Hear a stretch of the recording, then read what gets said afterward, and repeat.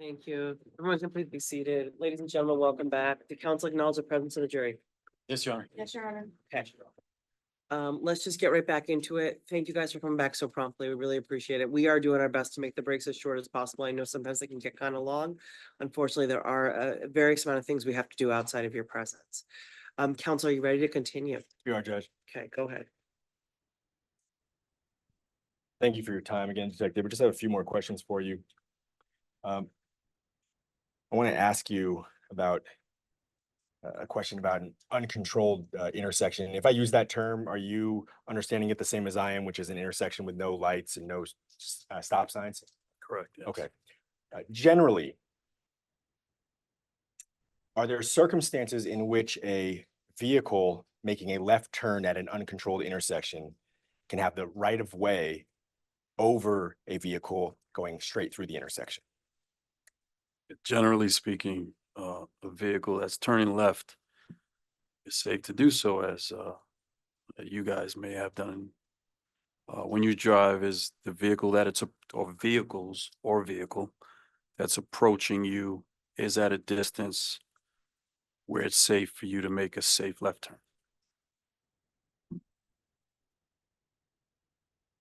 All right. And you testified earlier that the ACM data showed the Challenger making a right turn or turning the steering wheel to the right and tracking the Hyundai as it approached the intersection. Do you recall saying that? Yes. Okay. And you also talked about the speed at which the Challenger was traveling as it approached the intersection, I believe 88 miles an hour at 2 seconds pre-impact. Do you recall that? Yes. Do you have an opinion as to whether, based on your investigation, the driver of the Hyundai would have successfully cleared the area of initial contact and made it through the intersection had the Challenger not turned its wheel to the right and not been traveling at the speeds that it was? Yes. What is that opinion? So when, in this case, when Mr. Echevarria approached the intersection to make his left turn, the approaching vehicle was hundreds of feet away. And it's traveling, I mean, just off the top of my head, 88 miles an hour, over 140 feet per second-ish, every second. And so that vehicle that's approaching is hundreds and hundreds of feet away. So it's safe, in my opinion, for a left turn to be conducted. But the variable that Mr. Echevarria does not know is that the closing distance of that vehicle. Sustained. Just on the last part or? Question call for speculation? I'm sorry. I thought you were objecting to the last part of that answer where he was trying to opine as to what was in Mr. Echevarrian's mind. That is correct, Your Honor. Thank you. Okay, so that part is what I sustained, Can that part of that answer. Can the detective resume his answer within the parameters of Your Honor's ruling? I can re-ask the question. Why don't you re-ask the question? And yeah, Okay. Do you have an? Yeah, I didn't. All right. Do you have an opinion, detective, as to whether the driver of the Hyundai would have successfully cleared the area of initial contact and made it through the intersection had the Challenger not turned its wheel to the right, as you determined, and not been traveling at the speeds that it was? Yes, I do have an opinion. Objection, Your Honor, it's compound, it's the same question. Okay. There was no objection to the question when asked the first time. okay. I don't see it as compound. Do you have a different objection?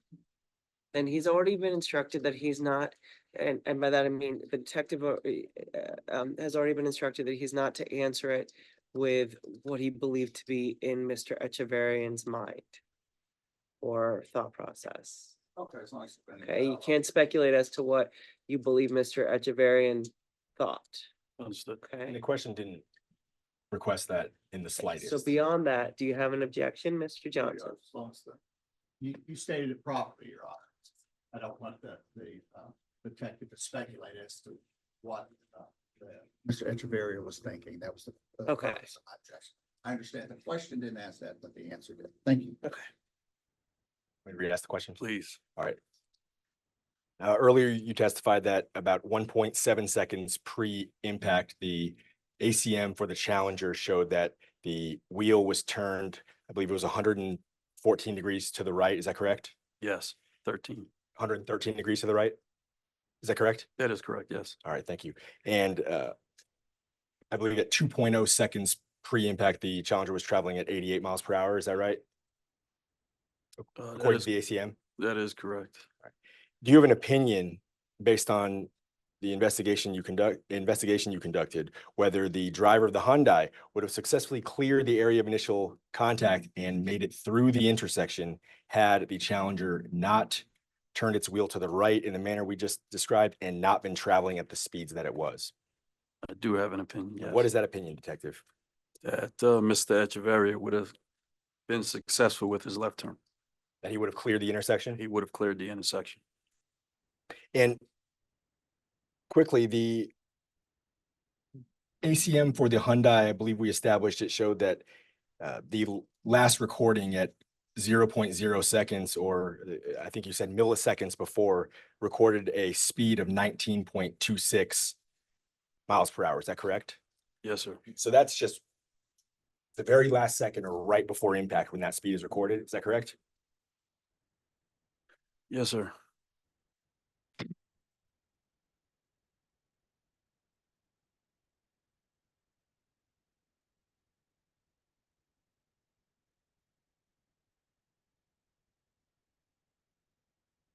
Pass the witness, Judge. Any cross-examination, Ms. Zinna or Mr. Johnson?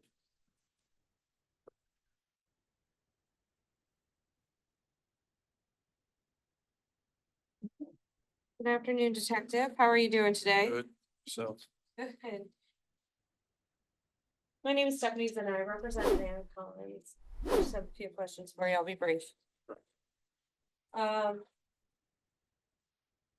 You noted in your report that the roads at issue in this case were dry, straight, level, correct? correct. The travel lanes were unobstructed and traffic was light. Do you recall that? It's at page 209, 35-209. If you say I said that, I'm comfortable with saying yes. You trust me? I do. All right. This crash was initially investigated by officers Polion and Carton, correct? Amongst, I believe there was an additional, may have been two other officers present. You, though, performed the interview of a witness named Robin Lee. Is that right? Yes, Do you recall Robin Lee? I do. If you could turn to page 35-221 of your investigation report, please.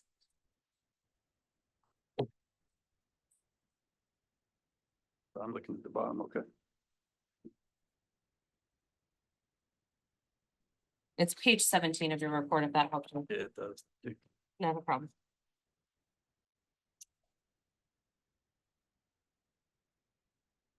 Okay, If you could take a look at that, that is your interview with Robin Lee. it's a transcription, yes. Does Robin Lee have an impression of Zaon after the accident? Objection calls for speculation, Your Honor. Did she tell you what her impression of Zaon was? I'll withdraw that. Did she tell you what her impression of Zaon was after the I don't. accident? Hold on. Calls for hearsay, Your Honor. You want to rephrase? I'll rephrase. So if you take a look at lines,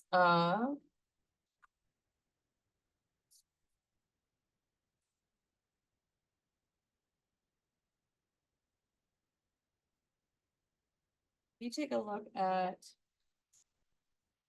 lines just at the very top of the page, the first few Q&As there. Yes, You guys don't do lines, sorry, I thought there were lines. Did she relay to you that she had an Objection, impression? Your Honor. Hearsay. Did you gain any understanding of what Zaon's demeanor was after the accident by speaking with Robin Lee? I don't recall. Okay, can you refresh your recollection by reading this interview, please? Specifically, page 17. Page 17, and then again on page 19, if you will.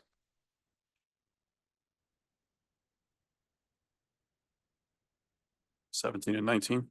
Yes, detective.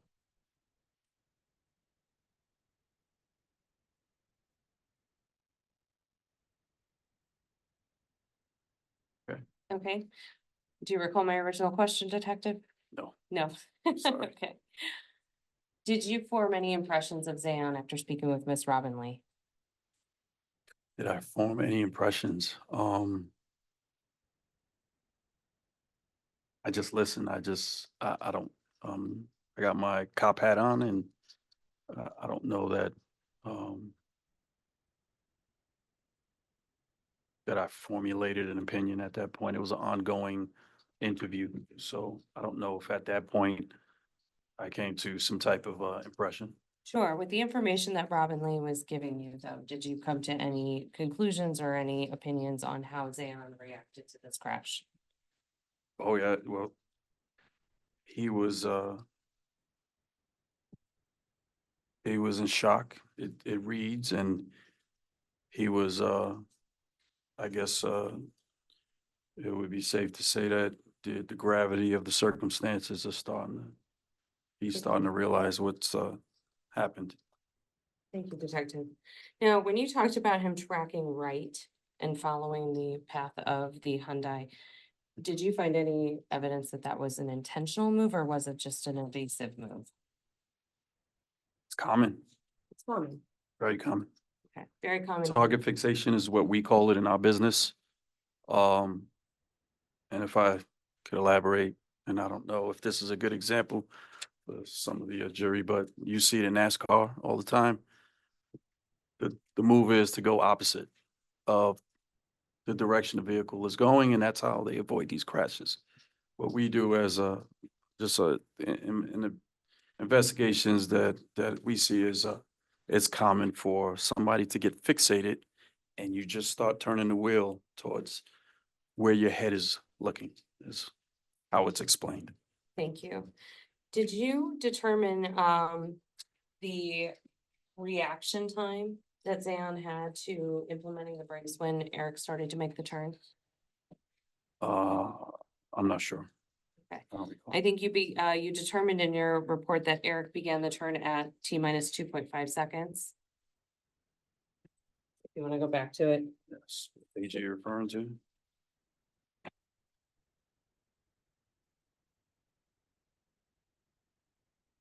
You'd be at page 28 through 29 of your report. I'm there. Okay.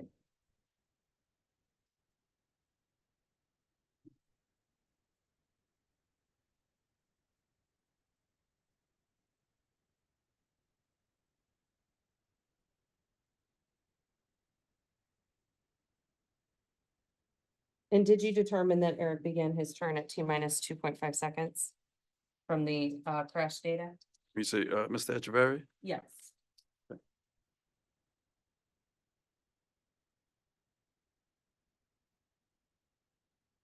You want 28 or 29? 21.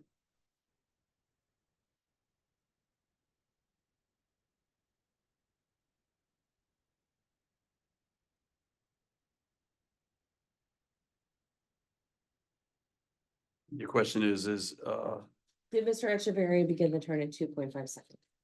at 2.5 seconds, I cite, the data says that it just speaks about the accelerator pedal. Is that your understanding of when he began the turn, or did he begin the turn sooner? Objection, Your Honor. That's on the report. It's right at the top of the page. Can you direct me to, Sure, at the top of page 29. okay?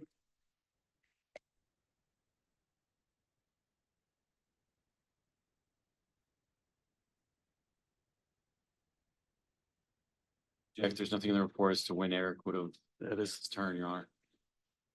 Okay, well, I can ask it this way if that's okay. Did you determine the time when Mr. Echevarria began his turn? no, No, you did not. Okay. Did you, you did determine the time at which he was at the end of his term, correct? Or that was a poor question. I'm sorry, Detective. You did determine the miles per hour he was going at the end of his term. no. Not at the end of the term, just prior to an airbag deployment command was initiated by the module in his vehicle. And his vehicle accelerator pedal, did you do that calculation as well? I did speak about the percentage. And what was that percentage? The vehicle accelerator pedal was at 83% and engine throttle at 52% at the time, 0, which means airbag deployment. Okay, so can you take a look at that next sentence that you're referring to? Okay, Do you have the accelerator pedal at 99% at any point?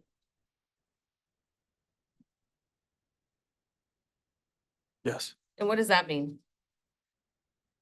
That's common when crash is about to happen or is happening. You lock up, your muscles are tense, and Slam on the gas. slam on the gas. Did you make it, or did you review the video from the surveillance camera as to how many cars were behind Zaon? I can't recall now. You're asking if I included that in my report? I don't, did you? I didn't. I see it. don't think so. Okay. Did you speak with Officer Powell in the course of your investigation? I did, yes. Did you speak to the other officers? I did, I believe Officer Polion briefed us as we arrived, as I explained earlier. Did any of those officers tell you that they did not see signs of impairment on Zaon at the scene? I don't recall. Are you aware that the grand jury did not indict Zaon with a DUI? I am.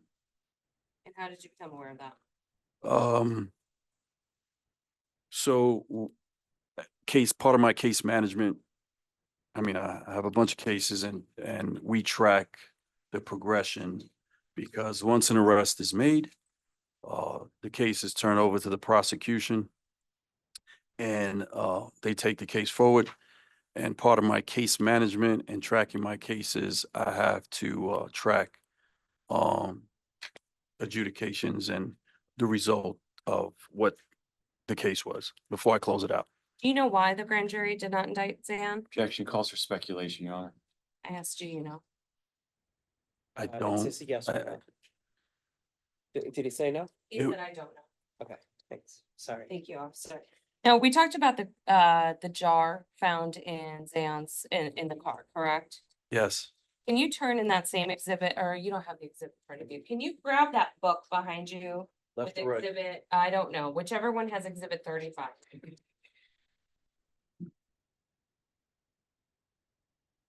Okay. If you could turn to exhibit 35, page 99.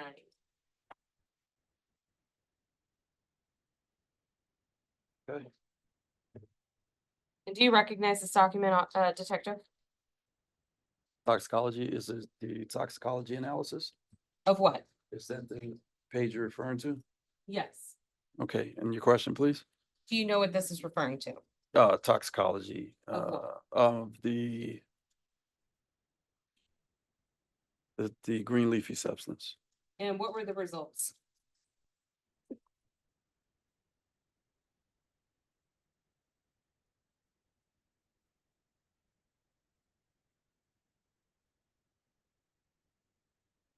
It's nicotine. Thank you. Thank you, Detective. Did you ever talk to Officer Powell about the signs of, any signs of impairment that Zaon was showing at the hospital? I don't recall if we spoke about it at the during the briefing or during the on-scene investigation. But I believe that no field sobriety tests were conducted. Okay. I don't know if that's accurate, but I don't remember to be honest. Understood. Thank you, Detective. I know it was a long time ago. I'll pass the witness. And Ms. Turner Johnson.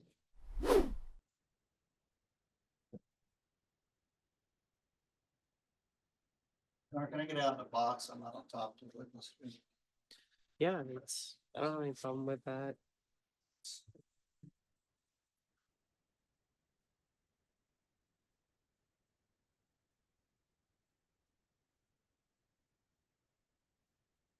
Detective Figueroa, my name's Brad Johnson. I represent Marvin Collins. Detective, Hold on, your mic needs to be on. please turn off.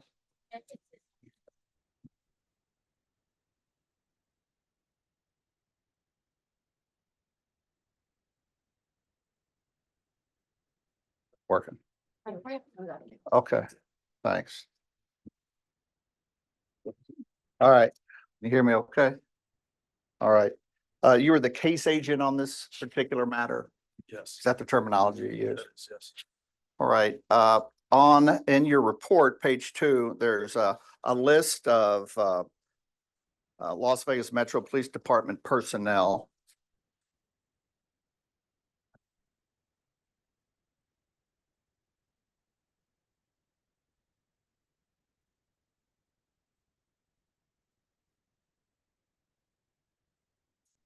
Judge.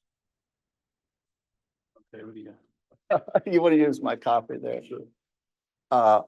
So you document all of the police officers and detectives and folks who were a part of the team of folks who went out there and investigated this accident. Yes, sir. And that lists the various officers, et cetera. That is correct. All right. Can I have that back? Thank you. Yes. As part of your investigation, do you review any of the, well, let's lay some foundation. Sometimes when police officers arrive at a scene, they can record conversations, both audio, through audio and video of the folks that they're talking to. Is that accurate? It is accurate, Okay. yes. And in this particular incident, I believe that the jury has seen video of police officers talking to various people. Did you rely upon any of that video to form your opinions in this case? I don't recall. Okay. I just don't remember. All right. Would that be standard? Like, for instance, in this report, you mentioned something about people interviewing Zaon at UMC or at the trauma center. And I was wondering, how would you get that information? So that information is provided during briefing or subsequently thereafter. However, interactions that other police officers have had with, in this case, Mr. Collins, they have separate reports that they author that document those interactions. Okay. So sometimes you necessarily don't view body camera footage. Sometimes you do, because we also have reports of, because I wasn't there and I don't know what they spoke about. And so we have reports, and in their reports, it would be highlighted. Okay, and that's why I was wondering. So you don't know in this particular case whether or not you reviewed the video from the officers or a report from the officers, or both, or neither? I don't remember. Okay. Where are you from originally? Brooklyn, New York. Okay. Have you had any interaction with any of the parties to this accident at any time? Like interviewing them? Any of the parties involved? Yes, the Echevarria family? No, sir. The Echevarria, Collins? yes. Okay. What was that interaction? I mean, I just provided my information. I explained, what's going on, and I spoke with the decedent's wife. I spoke with her several times, actually.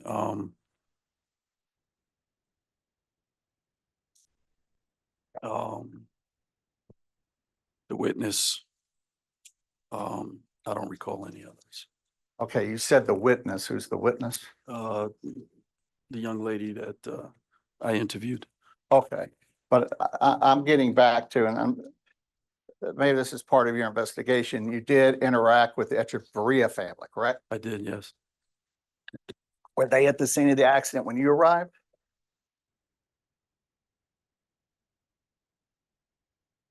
I believe so. It's hard for me to recall 5 years ago. I want to say yes. Okay, well, you have your report in front of you to help refresh your recollection. Is there anything in your report where you stated that you interviewed the Echevarria family?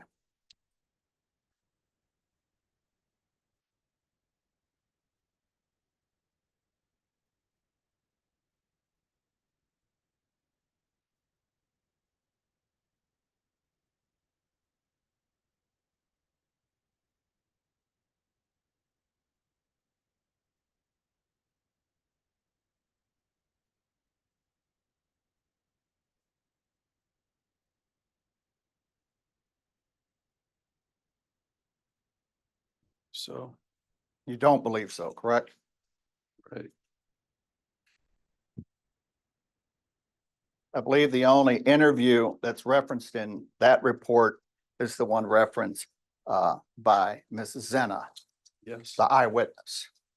So see if you can help me out that when you would have had interaction with the Echevarria family. At some, if not the night of or day of, days to follow. Okay, and how many times did you have interactions with them? Communications with them? Communications, my communications were primarily with his wife and several phone conversations. Okay, over what period of time? Objection relevance, Your Honor. Where you going with it? I just need to find out if they express anything to this detective that would be relevant to her case, Your Honor. In terms of how they're feeling, things of that issue. Okay, do you know what the answer to this is gonna be? No. First I've heard of it. Okay, go ahead. Good question, please. What was the nature of the conversation? Was it related to your investigation? Related to my investigation, she's the wife of the decedent, so naturally, all parties involved would have access if they wanted to call, and so I expressed that, introduced myself over the phone. I'm the one who's handling the case. This is where you can reach me at if you have any questions. Okay, Today, tomorrow, next week, that's usually what I say. It's an ongoing investigation, and I believe that family has a right to know the progression and how the case is moving forward. absolutely. And you said you were from where again? Brooklyn, New York. Uh, did any of the conversations that you had with the Echevarria family that impact any of your reporting? Based on what we speak about? Yes, sir. No. Okay. Now, was there anything that prevented you from doing a complete and total investigation that would have been contained in your collision investigation in this particular case? Is there anything that, And you didn't get to review, et cetera? I mean, I guess there's always something. I guess you can also say that, right? Sure. Yeah. Well, and how many of these fatality accidents had you investigated by the time of this one that occurred on December 30, 2020? So 9 years in the unit, I average 25, 30 cases per detective a year. That's your primary or you're the case agent. However, I'm augmenting investigations of the other, when the other detectives are handling their case and their case agent, hundreds. And so in this particular instance, would you agree that based upon your experience, you had all the information you needed to come up with the conclusions that you did? Yes. You didn't need to do any follow-up investigations. Is that accurate? Well, I did. I highlighted those in my report. And I apologize for that. Subsequent to your report, there wasn't something that you wished that you had an opportunity to examine, but you didn't have that anymore. Evidence had disappeared, things of that nature. Evidence that disappeared. Yeah. No, Yeah, that would have been put in your report if you were somehow hindered by evidence not being available anymore. Would you agree? well, it depends. What do you mean by that? I don't understand the question. Well, let's just talk about the information that was gleaned from the vehicles. Did you get all the information you needed from the vehicles that you needed to do your report? I didn't inspect those vehicles. Is that what No. you mean? I know you had another detective pull the information and then you analyzed it. Correct. Did you need any more information from those vehicles to help form your opinions that you didn't get from that process? No, All right. Also in your report, you're talking about visibility. And there's in here, something about visibilities on, I call it page 3 of your report. It's got big numbers on it. We can follow that. this is a staple that I have papers all over. Page 3. Yeah, it's a mess. You just want me to show you mine? I got page 3. All right. And this is interesting to me because I don't think it tells me what I think it says. Where You're it says- showing him, sorry, just to make sure the copy you're showing him is a clean copy, right? Yeah, I didn't give them that after all. Okay. You got a clean copy? I do. Detective, Yes. thank you, Your Honor. You see where it says weather conditions? I do. All right, and then it says visibility. Yes. And then what does it say the visibility was? 10 miles. Okay, so does that mean there was 10 miles of visibility on this roadway, or is this, what does that mean exactly? Is that some type of aeronautic terminology? So, the box just above is citing a website where we pull this data. For the obvious reasons we don't know. And so it tells us basically that there was 10 miles of visibility, not on the roadway, clear skies. Okay.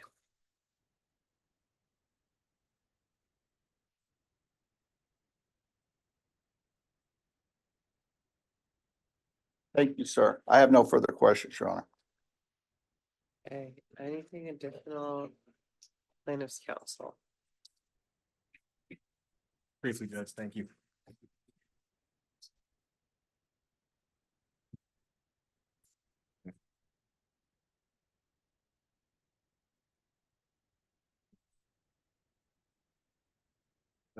Detective, is it common for you to talk to family members of crash victims and answer questions they might have and keep them up to date about the status of investigations? Every single case, Is it every single case? every single case, yes.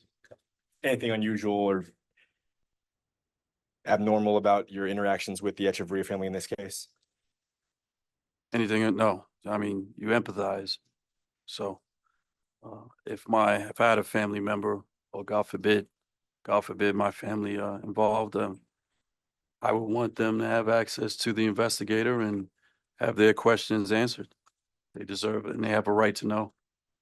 I'm sorry to do this to you, but do you mind grabbing that big binder and going back to that same page? It's go to tab 35 and flip to page 99.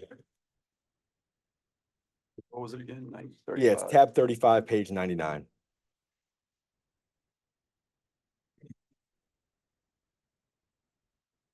Just let me know when you're there.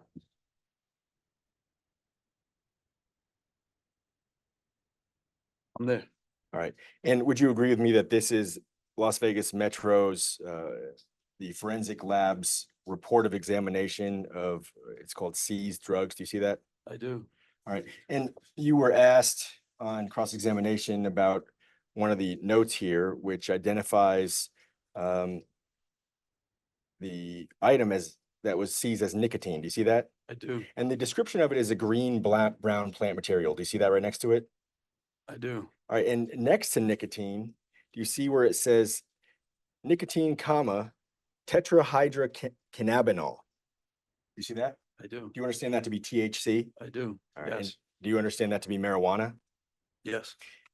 So in other words, the item, the green, brown plant material that was seized, based on your interpretation of this document, it was a combination essentially of both nicotine and marijuana. Last jar was mixed with nicotine and also THC. Okay.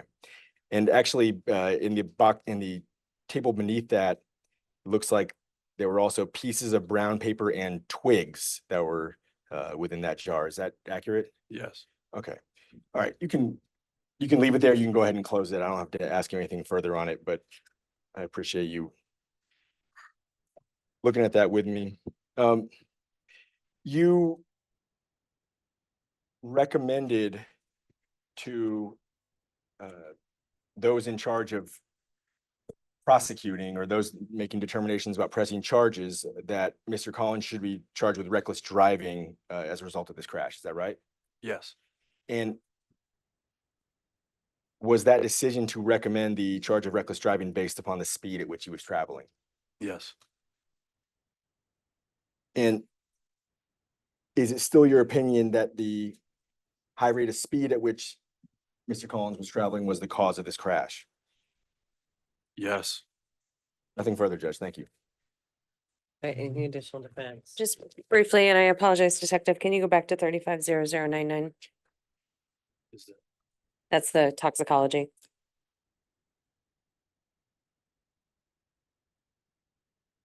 Earlier, when I asked you about this document, you had only referenced the nicotine.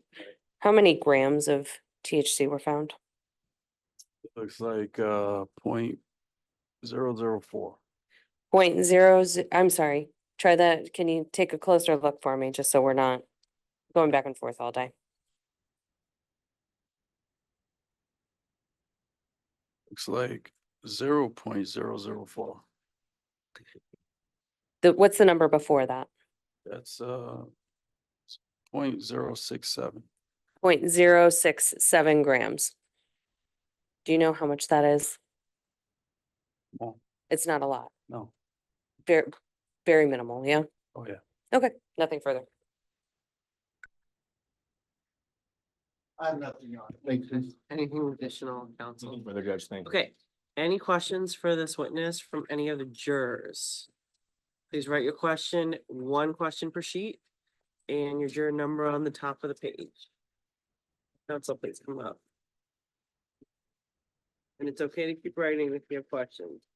No objection. No, okay.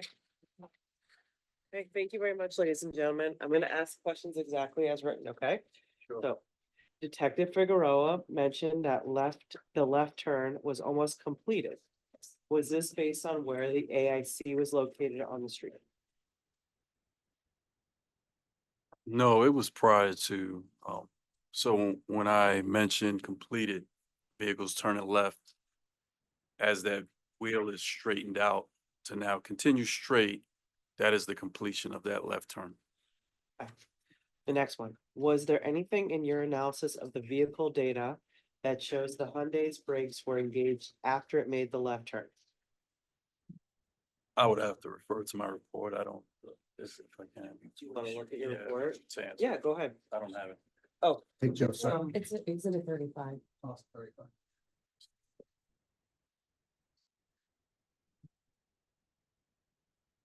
It's at 35-0204, Detective.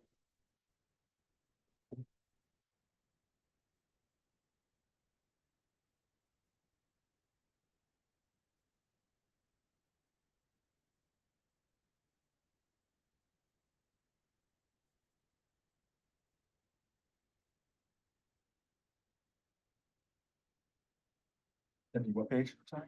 35-0205 is where it begins. Okay. Did you say something about 04? No? Yeah, it's- Oh, my bad. All right. If you, I'm sorry for the. my mistake. You probably did.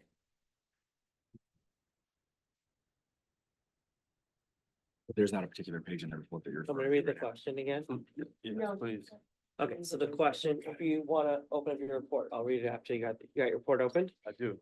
Okay, was there anything in your analysis of the vehicle data that shows the Hyundai's brakes were engaged after it made the left turn? Just bear with me, please.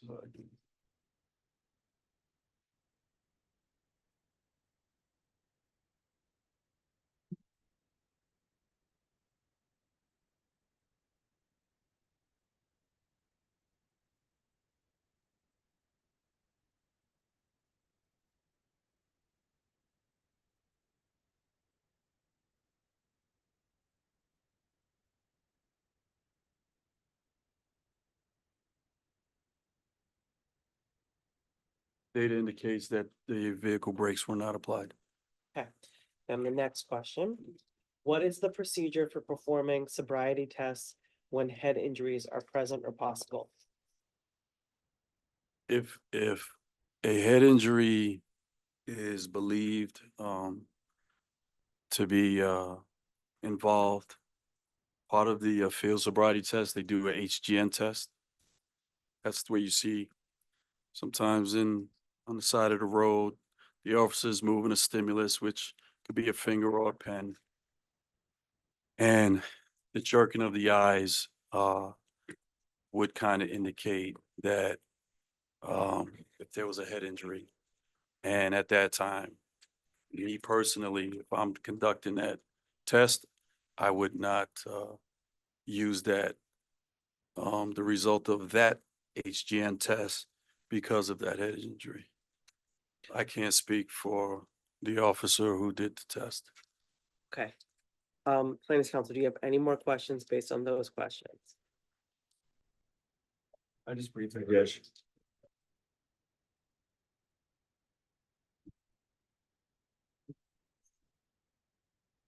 Detective, you said that the Hyundai was making its left turn, but that the data indicated that the wheel was straightening back up at the time of the impact. No, I didn't say that. What did you say in terms of the Hyundai being all the way almost through its left turn? I'm sorry if I said, I was just trying to give an example that the completion of the left turn, the question was asked when, and correct me if I'm wrong, when was the left turn completed? And I said, usually speaking, when the wheel is turned back to the neutral position or Okay. straight position. Joe, can you put up exhibit 7, page 123, please? And we looked at this photo before, and is that AIC there in the middle? Is that, Joe, zoom back out, please? Does that indicate the area of initial contact that you determined based on your investigation? Yes, Okay. And I believe you noted that the AIC fell partially within the bike lane, is that right? I don't know if I said that. In your report, if I can direct you to where you discuss AIC.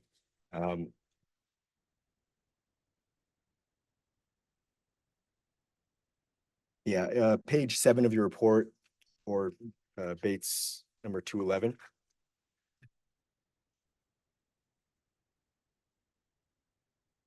Excuse me. It's the second sentence, it's 4 lines down, begins with the area of initial contact. Do you see that? Yeah. And would you agree with me that you determined that the AIC was in the intersection into the bicycle lane of South Florida Apache Road? Yes, I do. All right, is that consistent with your prior testimony that the Hyundai had nearly completed its turn at the time of the collision? I don't understand, meaning the vehicle in a bike lane? Is that what you asked? I mean, does that confirm what you stated earlier about the Hyundai being nearly complete with its collision, given where the location of the area of initial contact was? Based where the AIC is, area of initial contact, yes, Okay. that vehicle is now traveling straight. And there was a question asked about whether the Hyundai had engaged its brakes at any point after starting its turn. Do you recall hearing that question? I do. I just want to make sure I understand.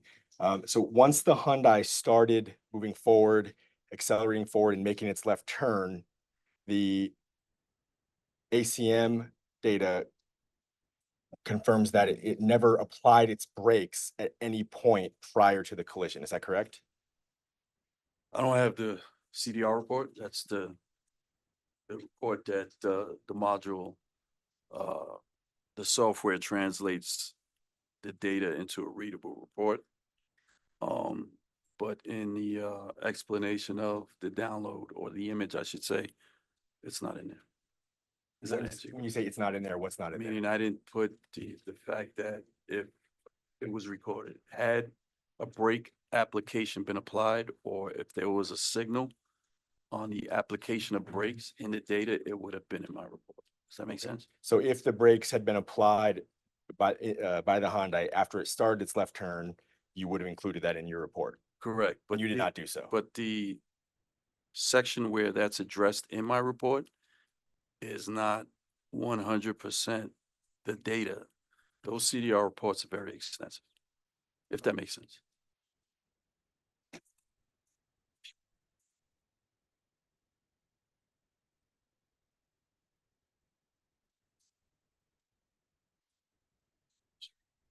When you're saying that the Hyundai would have, if he's completing his left turn, that would be indicated by him straightening his wheel back out, that would be straight on, No. going straight onto Furnace Gulch? Not Mr. Echevarria, I'm just generally speaking. I understand. So you're asking if he completed his left turn? I'm saying in this instance, when you're talking about the wheel being straightened back up and that being an indicator of a vehicle making a left turn, nearly completing its left turn. In this instance, that would be going straightening back up to head onto Furnace Gulch. Correct. Okay. Nothing else, Judge. Thank you. Any additional from defense? Just very briefly, Detective, we only have 5 seconds of data before the crash, correct? So the module records 5 seconds prior to airbag deployment. Thank you, and thank you for the technical correction on that. Whether or not the Hyundai applied the brakes prior to that data collection, we don't know. It's outside the parameter of the data that's That's all I have. Thank you. collected. Yes. No questions, Your Honor. Any additional questions from any of the jurors? Okay, seeing no one writing. Thank you very much, Detective. You're free to step Yes, down. Judge. Thank you. Okay. Plaintiffs' counsel, do you have any more witnesses for today? Yes, Your Honor. Let's switch spots with co-counsel here. Please,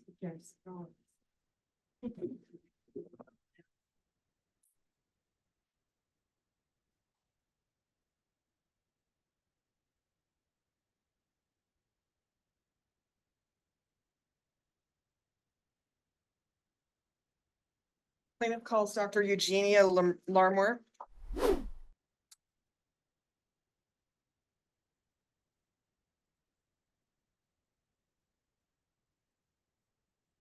Yes, good afternoon. My name is Cassandra Cummings.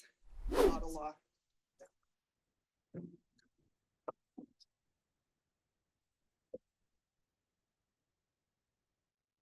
Please raise your right hand. You do solemnly swear the testimony you're about to give in this action shall be the truth, the whole truth, and nothing but the truth, under pain and penalty of perjury. I do. Please state and spell your first and last name for the record. Eugenia Larmore, Eugenia Larmore. Thank you. You may be seated. Be sure to bring that microphone real close to you. You're slightly soft to speak. Thank you. Good afternoon, Dr. Larmore. Good afternoon. Can you hear me okay? Yes, thank you. Perfect. Can you please describe what it is that you do for the jury? Yes, I'm an economist. I do both research and economic analysis in general cases, and also forensic economics in litigation cases. How long have you worked in that field? A little, gosh, you're going to make me do math from the start. About 23 years. Where do you currently work? As in location or company? Company.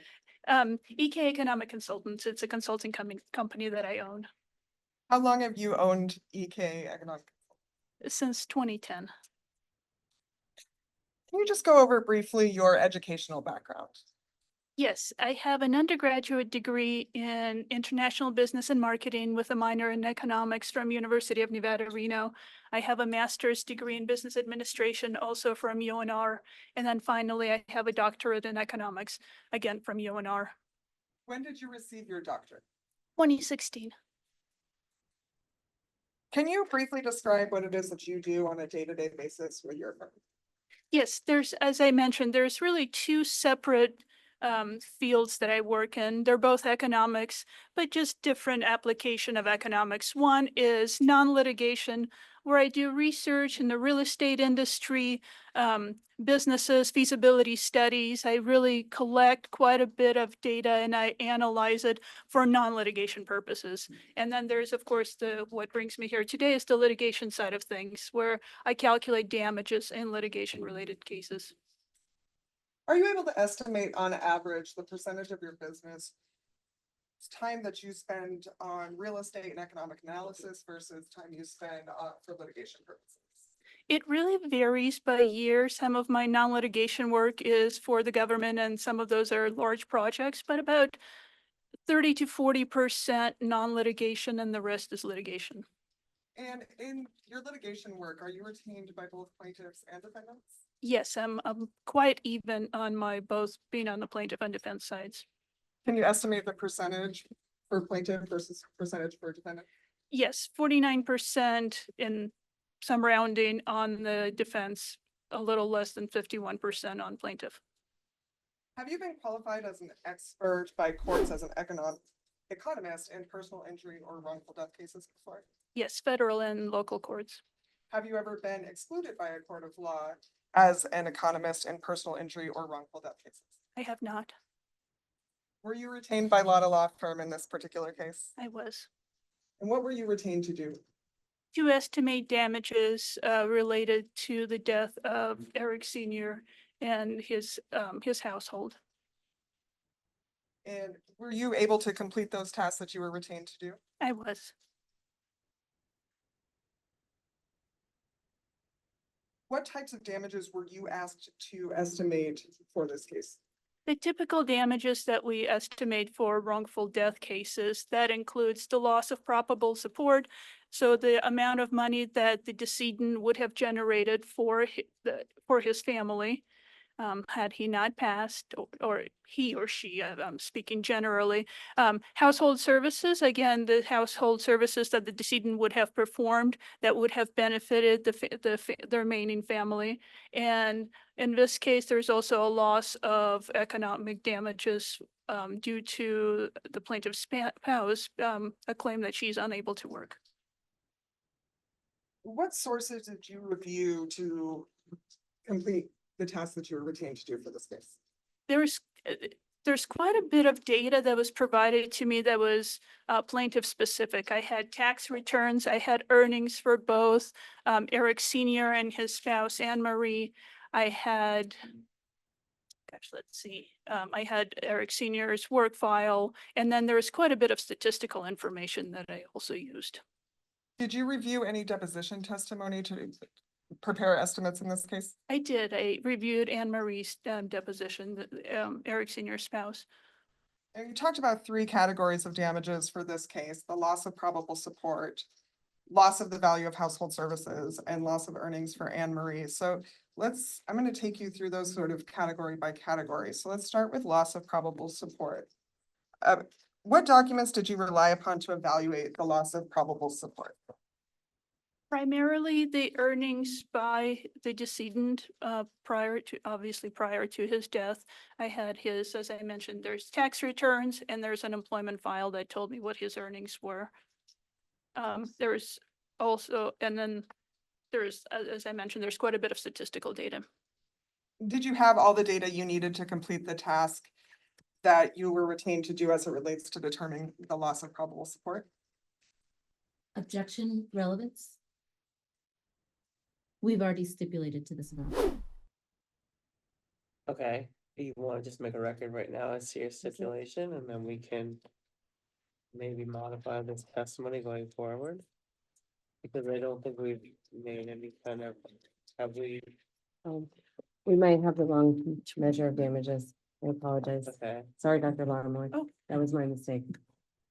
so I think some parts, I agree that some parts were stipulated on the record yesterday, but Yes, we stipulated to some parts on the record and I apologize. not this part. Objection withdrawn. Okay, thank you. Go ahead.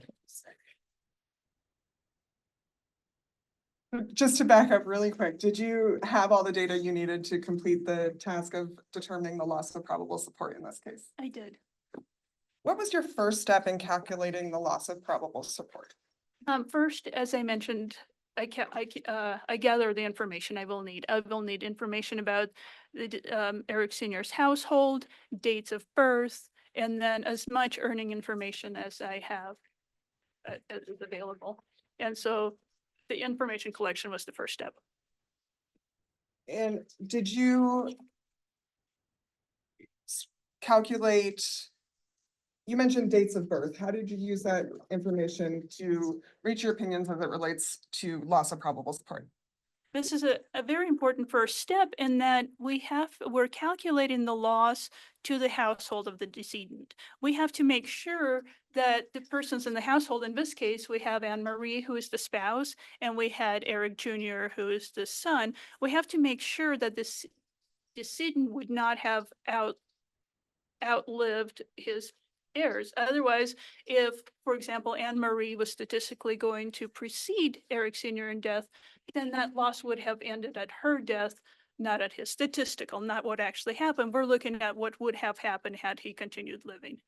So that it was important to calculate that. And in this case, statistically, Anne Marie was going to outlive her spouse. So I had to make no adjustments for shortening the analysis period.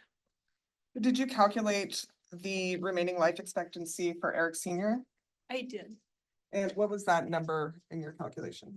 He had, based on his age and the fact that he was a male, he had approximately 28.9. I may be 28 for sure, plus point something years remaining to approximately April 2049. When you're calculating the loss of probable support, does that go across the entire remaining life expectancy for Eric Sr.? No, we use that information, like I said, to make sure that we did not have to shorten the analysis, but probable support only occurs during the employment period of the decedent's life. So in this case, Eric Sr. had approximately 12.2 years of work life statistically remaining to, I want to say by June of 2030. So that was the extent. The only reason we look at life is for that reason, but the probable support analysis is only done during the time he would have been employed, so a much shortened period. And you testified earlier that you also looked at the remaining life expectancy for Anne Marie and Eric Jr. Is that correct? Correct. In this case, it's obvious that Eric Jr. was going to outlive both of his parents, so there was obviously no adjustment at all needed there. His date of birth was important to calculate when he would have left the household, but that's for later for the household analysis, not here, not for a probable support. And what was your result for the remaining life expectancy for Anne Marie? I believe she had 29 point something years to, I couldn't give you the month, but to 2050. So she was expected to outlive Eric Sr. After determining the life expectancy for Eric Sr., Anne Marie, and Eric Jr., what was your next step in your calculations for loss of probable support? As I mentioned, then I calculated his statistical work expectancy, because that's really what we care about for the calculation of the loss of probable support. Did you also, you mentioned receiving data and information related to Eric Sr.'s work history, and did you receive information related to his wages? Yes, I did. And how did you use that information to perform the calculation as to the loss of probable support? In this case, sometimes we don't have this information, so we have to make assumptions. In this case, we had great data. He was employed with a school district as a janitor, so I had great earnings data. It was very consistent over the years. His wages just increased with a certain inflation cost of living factor. So I was able to use his latest wage information, which was approximately $39,000 in 2010, in the year he died, annualized obviously, and I was able to just extend that over his remaining work life expectancy with an adjustment for cost of living. I didn't assume any crazy promotion, actually no promotions, no changes in his employment or anything like that. It was just a statistically a very steady increase for just cost of living. And just to go back for that work-life expectancy, again, it's a very conservative assumption in that it looks at that included periods that he may have been unemployed, he may have switched jobs, he may have been ill and unable to work. So that also is used to shorten his work life. Again, it's very statistically conservative.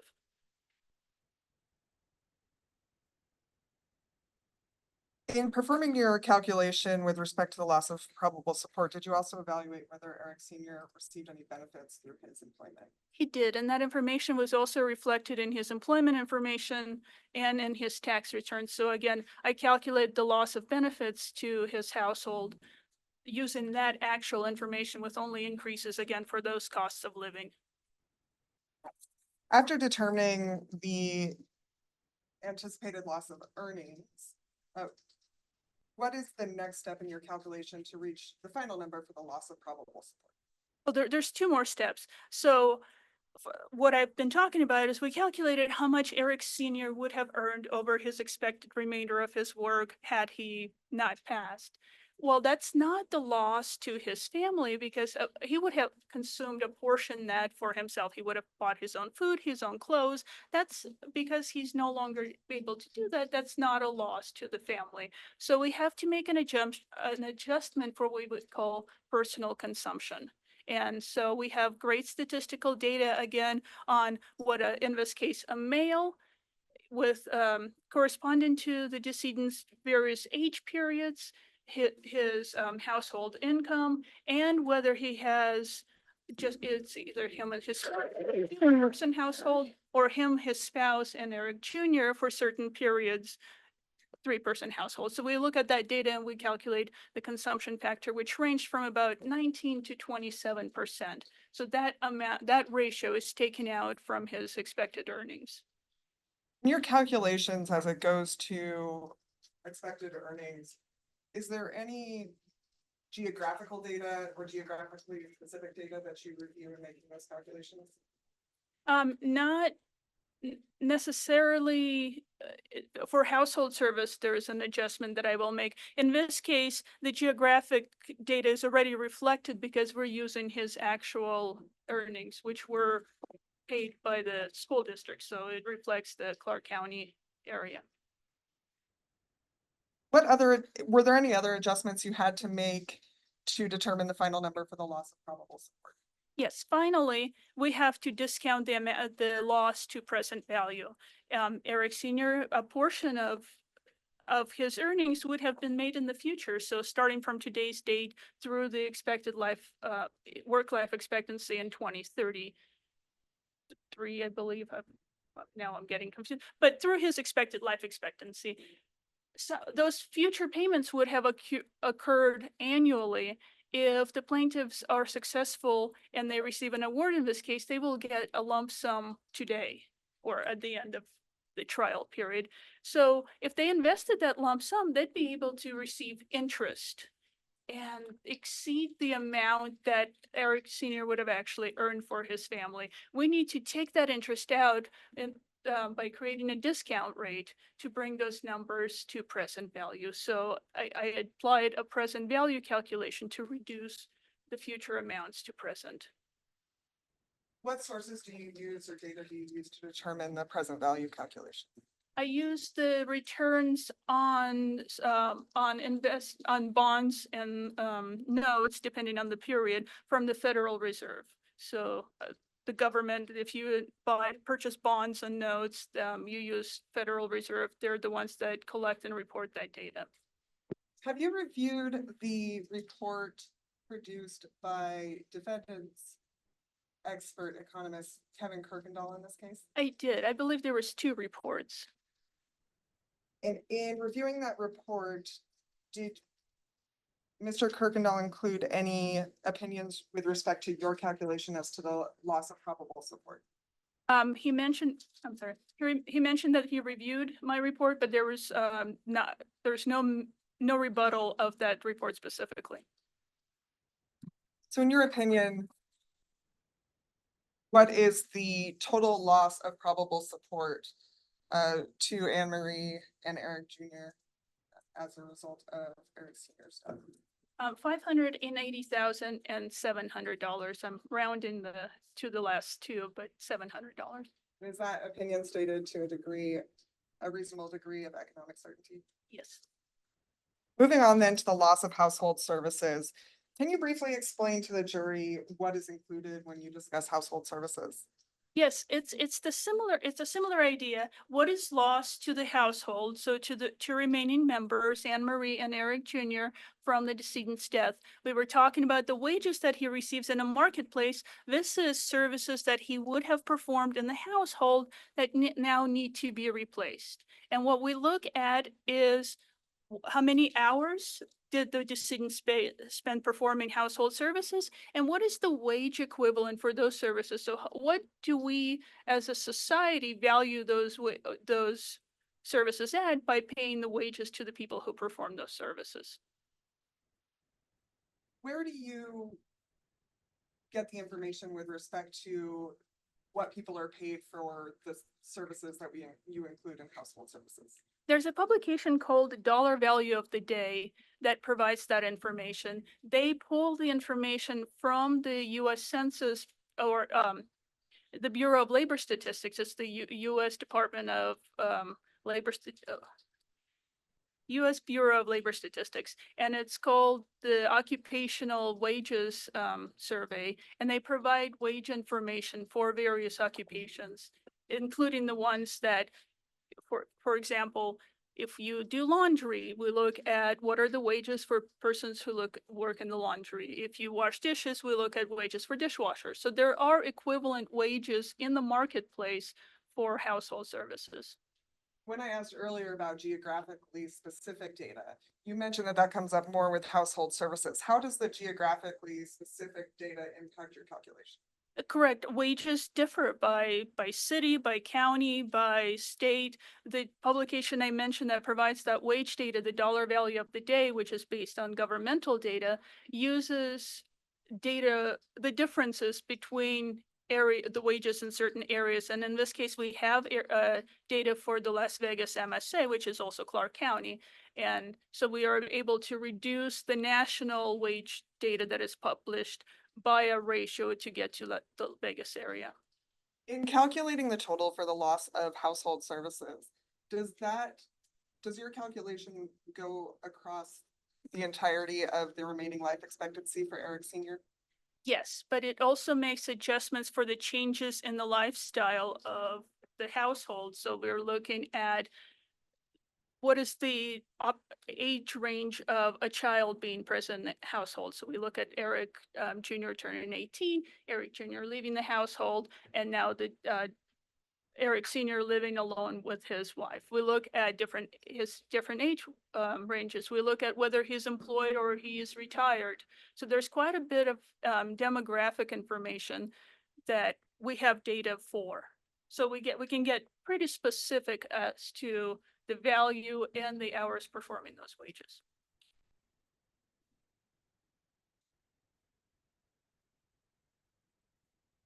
Based on your analysis and of the life expectancy tables, what year would Eric Sr. have lived to had he not passed away in this accident? 2049.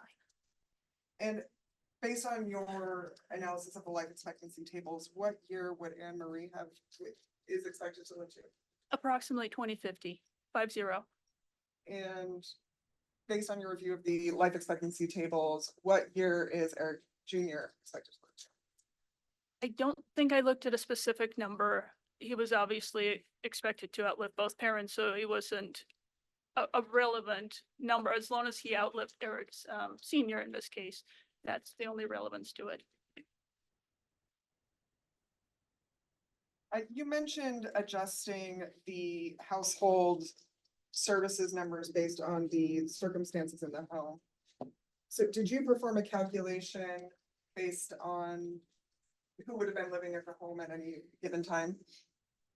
Yes, both who would have been living in the home, whether the plaintiff was employed or retired. We perform higher level of services once we retire. We have more time. Whether I mentioned Eric and the plaintiff's estimated date range age range, I'm sorry. Again, we change how we perform household services as we get older. So all of that information was considered just in different periods and different calculations. The rate of the value of household services from the dollar value per day, when you perform those calculations, is that a number calculated by week, day, annually? How do you do that? Then the hours performed hours performing household services are provided on the weekly basis. And then the value is an hourly. What was your estimate as to the value of household services per week during the time when it was Eric Senior, Anne Marie, and Eric Junior as a minor? Actually, because of just kind of this very small fluctuations, the entire period that I assumed that the plaintiff was employed, his hourly or his weekly, the value of his weekly wages was about $260. I think we went to $258 for some of the assumptions, to $261, but relatively was about $260 a week. Once you retired, that number would have increased to about $405. Again, as I mentioned, you just perform a much higher level of services once you have that spare time once you're retired. And you testified earlier that you reviewed Anne Marie's deposition testimony, is that correct? I did.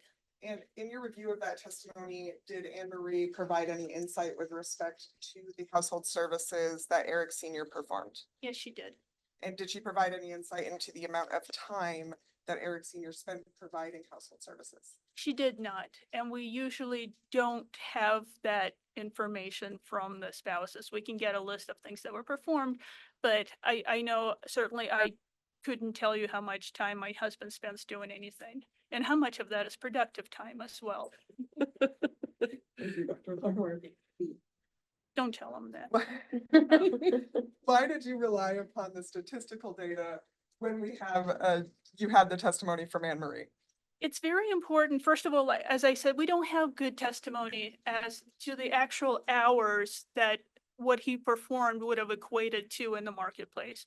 Number two, Anne Marie could have given us her estimate at that period of time only. We're talking, they had, Eric Senior was working. It was right after COVID. I'm not sure how their leisure time would have changed during that period, but there was a child in the household. He was working. When he retired, those services would have changed completely. She would not have had a good estimate for that.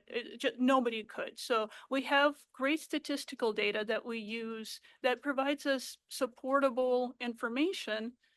As long as we show that, the plaintiff was relatively average, and in the discussion that you provided in the types of services he performed, I think he may have been slightly above average in just that list, but so maybe a little bit conservative.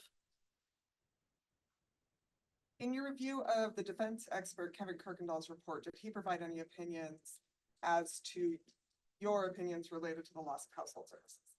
Yes, he said there was, and I'm obviously totally paraphrasing, but basically that I use statistical data instead of actual data for the plaintiff. And as you just testified, the reason for using the statistical data is that it is available, whereas other information, specifics with respect to the home now and in the future is not available. Am I understanding that correctly? That, and it's, I do quite a bit of rebuttal work as well.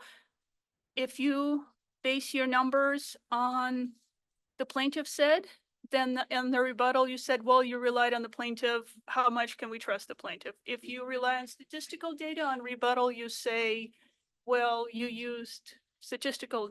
It's a combination. It's a little bit of an art and a science what we do. And we just try to fit the data the best we can. Did your calculations for the loss of household services also include a reduction for personal consumption? Yes. Again, if you're cooking for 3 people versus 2 people, you're doing 3 persons laundry versus 2 persons laundry. You're consuming a portion of your own services. So there's data, again, from that dollar of the value of the day. They collect the hours spent, the value, but also how much you perform for your own self. We had those ratios and I used those adjustments. Did you also, like you did with loss of probable support, reduce for present value? Yes, of course. And anything that I calculate going into the future. So into the future in this case was from the trial date. That's a typical cutoff point. And yes, everything was reduced to present value. And Dr. Larmore, what is your total calculation for the loss of household service? 424,700 rounded. Now, the third category of damages that you calculated were loss of earnings for Anne Marie, is that correct? Yes. And what was your first step to complete that calculation? Same basis, this is basically the same analysis as was performed for loss of probable support. I looked at who's going to outlive whom, what was her expected remaining work-life expectancy. She's slightly older, she's a female. Fair or unfair statistical data tells us she would have worked 9.5 years, so a little bit lower than her spouse. So I used that shorter time period to calculate her earning loss. Were you asked to make any determinations as to whether Anne Marie is able to return to work? Yes, I was asked to assume that she's unable to do so. Were you asked to independently investigate or review anything to determine on your own whether she actually is capable of returning to work? Only in the limited way in that I reviewed her employment records that did not show that she did return to work. There was 2 periods that she did temporarily, but I don't have the capacity or the expertise to evaluate whether she's capable of returning to work.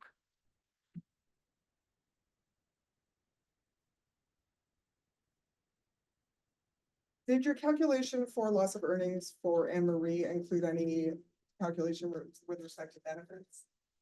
It was my understanding that she received her benefits through Eric Senior, so I did not calculate that information. I could have done a little bit of a calculation on the loss that she had from her Social Security, but that takes quite a bit of assumptions. And I wanted to keep the analysis conservative. So there is no loss of benefits. What data did you use to determine Anne Marie's potential earnings?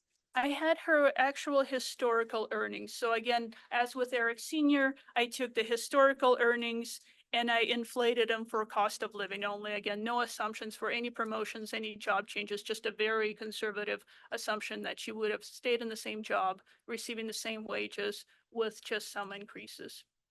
I believe you just testified not too long ago that there were a couple of times when Anne Marie did return to work after the accident. Is that correct? Correct. And reviewing her records, it appears she returned for a very short, maybe a few week period in 2021, and then about a 3 to 4 month period in 2024. Did those periods where Anne Marie returned to work impact your final calculation as to her loss of earnings? Yes, she actually earned money during those periods, so those amounts had to be subtracted from her loss, which I did in my report. In calculating Anne Marie's lost earnings, do you also conduct a reduction for personal consumption? Yes, again, this was a household. The assumption is the money is pooled, so Eric Senior would have consumed a portion of his own earnings, but also a portion of her earnings. So again, the same ratios of about 19 to 27% were deducted from her loss calculation. Did you also perform any adjustments related to the present value and determining the loss of earnings for Anne Marie? Correct. Same methodology. Anything from starting with the trial date on was reduced for present value.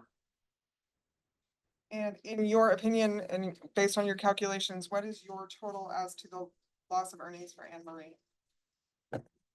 Again, they're making the assumption that she's unable to return to employment through the remainder of her expected work life. The calculation is $244,800 rounded. In reviewing Kevin Kirkendall's report, again, the one produced by the defense, did he provide any opinion with respect to the loss of earnings calculation that you performed for Anne Marie? Yes, he stated that that I was assuming that she's unable to return to work without an opinion supporting that. And again, were you asked to form an opinion as to whether Anne Marie can return to work? Correct. My calculation is assuming that she's unable to return to work. And your opinions with respect to the loss of earnings for Anne Marie, are those stated to a reasonable degree of economic certainty? Yes, and I'm not sure if we mentioned that about the household services, but those were as well. Dr. Larmore, do any of the calculations you testified to today include any numbers related to non-economic damages? No, I strictly, and I've actually written papers about calculating non-economic damages. As economists, we cannot calculate those. We focus only on, I say dollars, not feelings, but only on things that we can calculate. So to be clear, the numbers you calculated with respect to each of the categories we've discussed do not include any consideration with respect to a calculation for the non-economic damage, grief. And I cannot measure grief. How about sorrow, Again, no, loss of companionship to Anne Marie, loss of comfort to Anne Marie? No. Loss of consortia? no. What about with respect to Eric Jr.? Do any of your numbers consider the non-economic damages such as grief with respect to Eric Jr.? No, as economists, we simply don't have a way to measure any of those non-economic losses. And I understand your testimony, Please. I'm gonna walk through it with you, thank you. What about sorrow with Eric Jr.? No, no, Loss of companionship to Eric Jr.? no, So loss of society and comfort? no.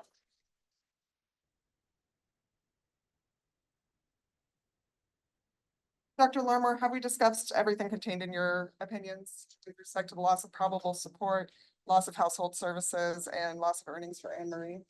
Yes, And just to clarify for the end, are all of your opinions made with a reasonable degree of economic certainty? yes.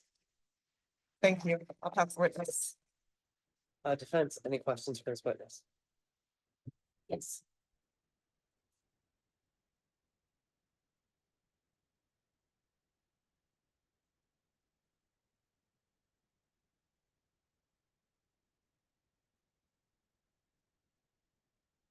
Okay. Good afternoon, Dr. Larmore. Thank you for coming out here and being with us today. I just have a few brief questions for you. So earlier today, you testified, or well, basically right before now, you testified that your report states that Mrs. Echevarria was unable to return to work, correct? It is an assumption that my report makes, yes. And you did not speak to Mrs. Echevarria prior to preparing your work or your report, correct? I did not. Oh, am I just, I may be leaning away.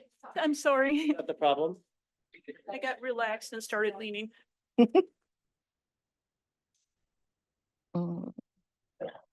And in your report regarding the report of loss of earnings, you state that the analysis assumes that Mrs. Echevarria will not return to employment over the remaining work life expectancy, correct? Correct.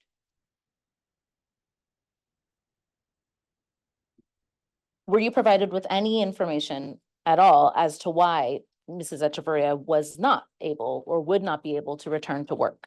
There was, I believe, some discussion in her deposition. Okay. So would it be accurate to assume you received a copy of her deposition transcript?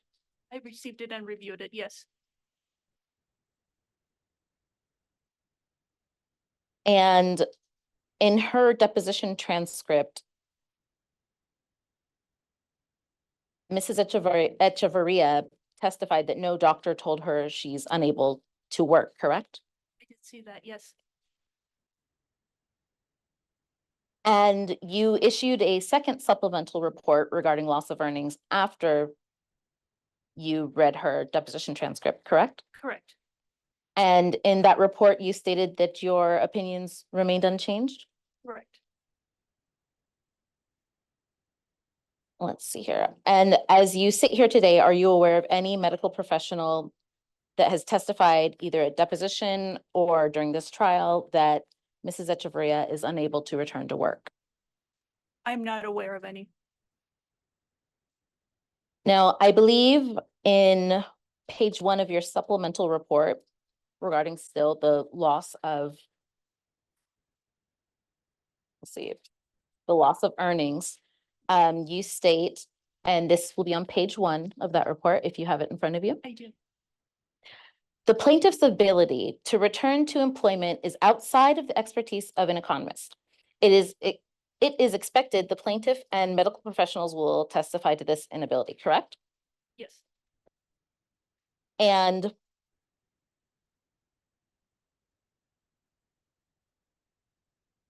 then page 3 of your initial report, right? The initial loss of earnings report.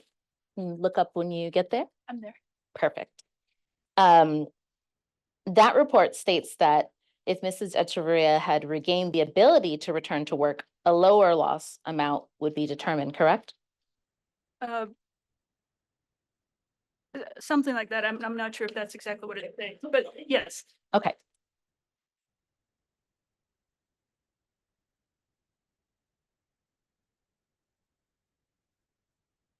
So then, if she were able to return to work, would that decrease your estimated loss of earning amount?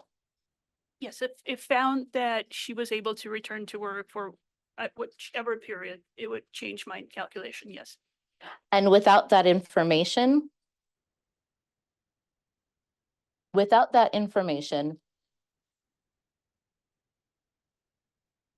can you still say that you stand beside the calculations that you made? Correct. The calculations assume that she's unable to return to work. If the decision as to whether she is or not is outside of my expertise. All right, that's it. Thank you for your time. Okay, any additional questions? Oh, actually, sorry, Mr. Johnson. They always forget you. I'll get us in under 5.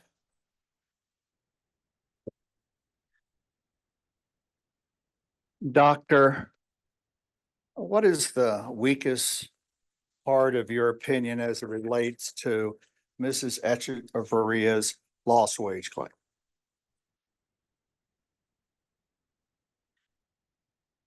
I'm assuming You're assuming, is the assumption that she's unable to return to work. right? That's a big weakness in your opinion because you're having to assume, correct? Because you were not presented any medical records to review that would support her position that she can no longer work, correct? Correct. You weren't presented any psychological reports saying that her anxiety and depressions prevent her from working, correct? Correct. Those are the types of things that you typically rely upon when you form opinions regarding whether or not someone can work when you make your lost wage calculations. Is that not correct? If that information is available. And isn't it typically available in your reports? Not always. Sometimes we're asked to make assumptions. Okay. Well, what percentage of your cases are you asked to make an assumption on someone's ability to work is based solely on that person saying they can't work? I don't even know. I couldn't guess. It'd be a small percentage. Would you agree? It's not common. You're aware that Ms. Echevarria has a health history unrelated to anxiety and depression that might prevent her from working? I'm aware that she has a medical history. Okay, and that medical history would include an aneurysm?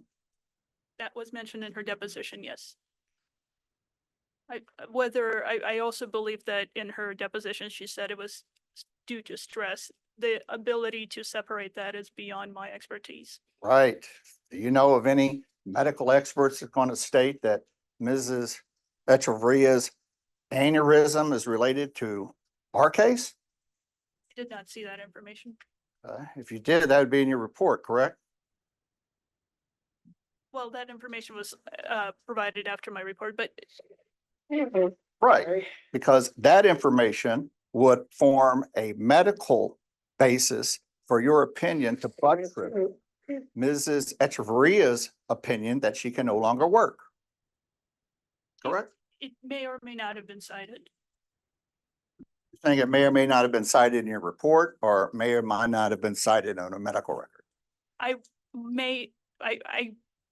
don't always cite that information. I leave that up to the attorneys to deal with during the trial. Right, but it's not in your report. It is not in my report, no. All right.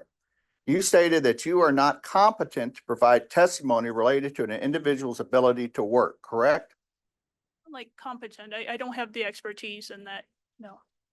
I apologize. I don't mean that in a pejorative sense. I'm saying is that, what is your term?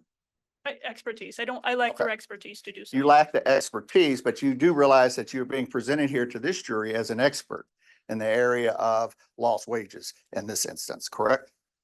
Correct, and I calculated lost wages. All right. Yes. So the sole basis of your opinion that Mrs. Echevarria could not work was her own opinion, correct? Yes, You presented several supplemental reports, I believe that you have in front of you. Did you ever receive any information other than Ms. Echevarria's opinion regarding her ability to work to support her lost wage claim? I did not, Was she ever placed on disability to your knowledge? not to my, Whose decision was it to stop working once she did return to work? from her deposition testimony, it was hers.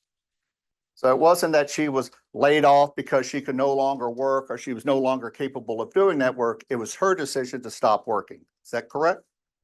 According to the deposition, I think she had some issues with some anger at some coworkers. She had issues with working with younger coworkers. Is that what you're saying? I'm not sure about younger. But working with her coworkers, correct? That's what that was in her deposition, yes. Please explain to the jury what efforts Ms. Echevarria made to do other types of work, maybe work from home or some other field of work. Let them know about that. Objection that goes outside the scope of this expert's retention. She's already testified repeatedly that she is not retained to determine Ms. Echevarria's ability to return to work. She testified at length about Mrs. Echevarria's return to work. So I can ask what other efforts she made to mitigate her damages as it relates to work, Your Honor. Okay, but are you asking the question, what other efforts has she made to mitigate her damages, or are you asking something different? I'll ask that question, Your Honor. Why don't you ask that question? Do you know what the term mitigate means? I do. Would you mind telling the jury what that means? Mitigate means that it's an alternative employment. You try to minimize the losses. Okay. Can you please tell the jury what evidence you have that Ms. Echevarria attempted to mitigate the damages she wants them to award in the amount of $244,000? Just the two returns to work. Okay. Other than that, I do not. now you are an economist and a very accomplished one. I'm an economist. Well, you take, you rely upon statistical data to form your opinions, correct? Correct. All right, Well, and plaintiff-based data, but statistical. Yes. sure.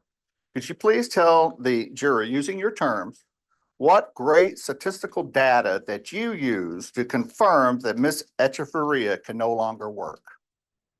Again, there's no, Objection that goes beyond the scope of her retention. She already has testified repeatedly that she has not made any determination independently as to whether Ms. Echevarria is able to return to work. This relies upon what data she relied upon, which she says that she relies upon great No, but she's saying it's outside of the scope of the direct. So what's your response to it being outside of the scope of the direct? It isn't outside the scope of the direct. She testified specifically as to what Ms. Echevarria's lost wages were and her efforts to mitigate and Your Honor, clearly with. Why don't you guys approach? Sure. Thank you, doctor. I have no further questions. Okay. Any additional questions from plaintiff's counsel? just real quickly. The statistical data that you reviewed, Dr. Larmore, was that with respect to loss of earnings, was that related to wages? Well, I used her actual wages. The statistical data was for the increases in those wages.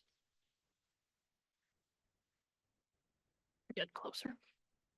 And to determine life expectancy for Anne Marie, you made that determination based on the life expectancy tables, correct? Correct. The CDC, the Center for Disease Control, print tables every year as to how many persons died in that year. And based on that data, by age group, we can see what your expected life expectancy is. By gender, race, we don't use race because that creates issues, but mostly gender and age. Anne Marie's ability to return to work does not impact your calculations with respect to the loss of probable support, is that correct? They're completely different calculations. And does Anne Marie's ability to return to work have any impact on your calculation with respect to loss of household services? Now, again, the three loss calculations are all standalone, completely different calculations. Thank you, Dr. Larmore. I have no more questions. Thank you. Any additional questions, defense? No, Your Honor. No, Your Honor. Okay, any questions from any of the jurors for this witness? Okay, can I have, oh, okay.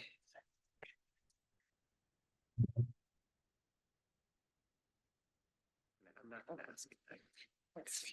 Okay, thank you. Okay, please do not make any inference by the question not being asked. There's various reasons why we have to reject questions, unfortunately, and we are not allowed to give you any explanation as to why, so I do apologize for that. With that being said, if you can just hang out for just a minute, we are gonna release you for the evening. Sorry that it's a little bit after 5, the time got away from us today. I'm gonna read the instruction and ask that you come back at 12:30 tomorrow. You're instructed not to talk with each other or with anyone else about any subject or issue connected with this trial. You're not to read, watch, or listen to any report or commentary on the trial. But any person connected with this case or by any medium of information, including without limitation, newspaper, television, the internet, or radio. You're not to conduct any research on your own relating to this case, such as consulting dictionaries, using the internet, using any reference materials. You're not to conduct any investigation, testing the theory of the case, recreating the aspect of the case, or in any other way investigate or learn about the case on your own. You're not to talk with others, text others, tweet others, Google issues, or conduct any other kind of book or computer research with regard to any issue, party, witness, or attorney involved in this case. You're not to form or express an opinion on any subject connected with this trial until the case is finally submitted to you. Okay, with that being said, you are released for the evening. Please come back at 12:30 tomorrow. All right. Okay, do council want to make any record that cannot wait until tomorrow, just because it's after 5? Thanks, council. It can wait till tomorrow, but You want to make something, so we'll plan to come in, all of us plan to be here 12 o'clock. Okay. Okay, anything from the defense council that can't wait till tomorrow? No. No, Your Honor. Okay, great. Okay, so I'll see everybody tomorrow at 12 o'clock, and we are off the record till 12 o'clock. Thank you.